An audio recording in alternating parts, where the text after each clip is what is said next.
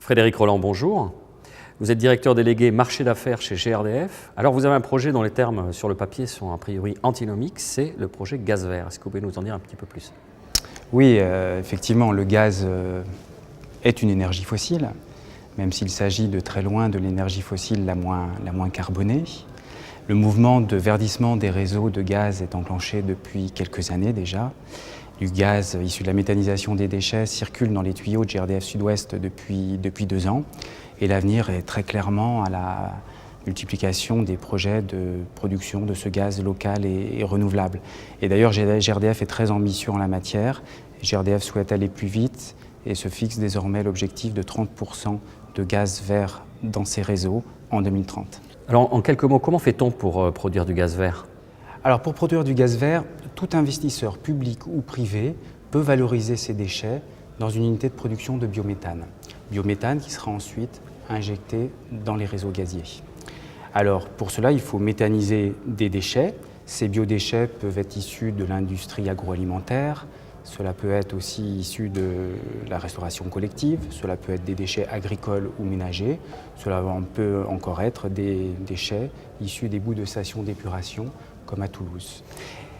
Et donc une fois ces déchets collectés, on les transforme dans un méthaniseur en biogaz. Ce biogaz est ensuite épuré et injecté dans le réseau de GRDF. Donc on voit bien qu'on rentre dans l'ère de l'économie circulaire où rien ne se perd, où tous les déchets d'un territoire deviennent ses ressources. Très lié à cela, c'est votre projet phare sur Toulouse Métropole. Vous pouvez nous en dire quelques mots? Oui, GRDF est partie prenante du projet de Toulouse Métropole.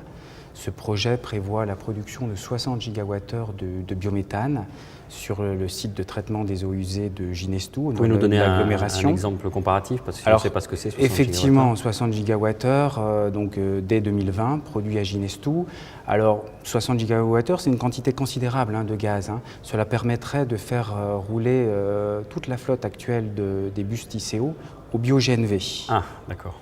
Donc c'est assez important. Cela permettra aussi de chauffer plus de 10 000 logements neufs grâce à une énergie verte, donc ça, sans avoir à changer l'installation intérieure. Donc sans avoir à changer l'installation intérieure, donc on a accès à une énergie renouvelable dans une métropole sans avoir à investir. C'est un atout significatif par rapport à d'autres solutions énergétiques. On le rappelle, c'est un horizon qui est relativement proche puisque c'est 2020, c'est ça? C'est 2020. D'accord, donc c'est quasiment demain. C'est demain. On n'associe pas forcément gaz et mobilité, pourtant vous venez de parler de TICO. Le gaz naturel véhicule prend de l'ampleur et devient une alternative surtout, principalement pour les transporteurs et les acteurs de la logistique. Vous avez des axes de développement là-dessus aussi? Oui, les axes de développement sont nombreux. On soutient très activement l'ouverture de projets de stations publiques sur le territoire de la métropole. Avec Toulouse Métropole, nous avons signé l'année dernière, en octobre 2016, une convention de partenariat sur la thématique de la mobilité propre où nous sommes très engagés. Avec la métropole, on s'était engagé à avoir rapidement 3 stations publiques ouvertes sur le territoire. On y est presque.